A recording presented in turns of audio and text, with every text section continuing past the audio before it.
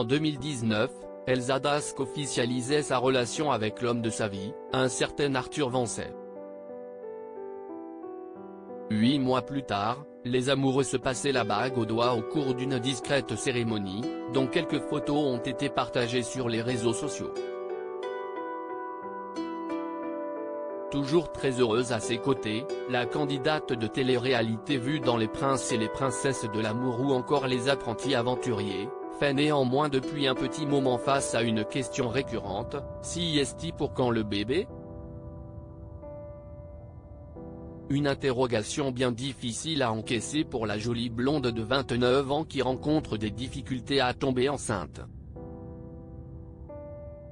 Il y a quelques mois, Elsa Dask s'exprimait pour la première fois sur le sujet en partageant des photos chocs d'elle à l'hôpital, perfusée et avec de gros pansements au niveau du ventre. Et pour cause, elle a eu recours à des opérations pour lui donner des chances de réaliser son rêve de pouponner. Un recours nécessaire après avoir appris à la suite d'une échographie qu'elle avait les trompes plus ou moins bouchées. Les médecins lui avaient alors proposé une intervention censée les déboucher. Il s'agit plus précisément d'une cohélioscopie-hystéroscopie. L'opération aura duré plus de 3 heures et a été marquée par des complications, dont la découverte d'une endométriose partielle. Pire encore, Elsa Dask a été contrainte de repartir au bloc en urgence quelques jours plus tard car elle faisait une hémorragie interne. Du sang s'était propagé dans mon corps, autour de mon foie parce qu'un vaisseau sanguin avait éclaté, a-t-elle détaillé à travers une vidéo YouTube parue ce mercredi 30 novembre.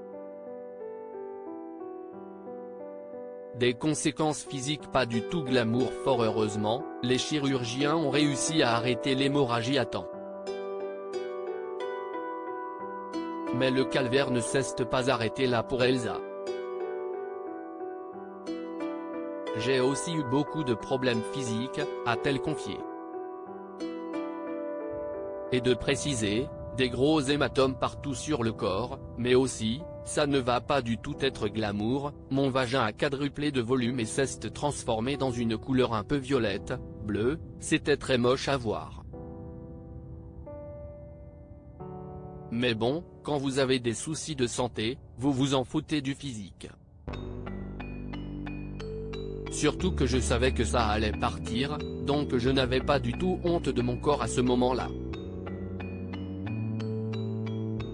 Mais juste pour vous dire que c'était pas une partie de plaisir pour moi.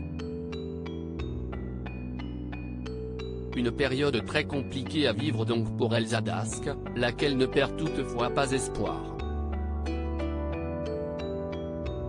La deuxième cicatrisation se passe assez bien, j'espère juste que mes trompes sont bien bouchées parce qu'apparemment CIST a un organe assez capricieux et du coup ça peut se reboucher mais voilà, je croise encore les doigts pour la méthode naturelle, a-t-elle conclu le sourire aux lèvres.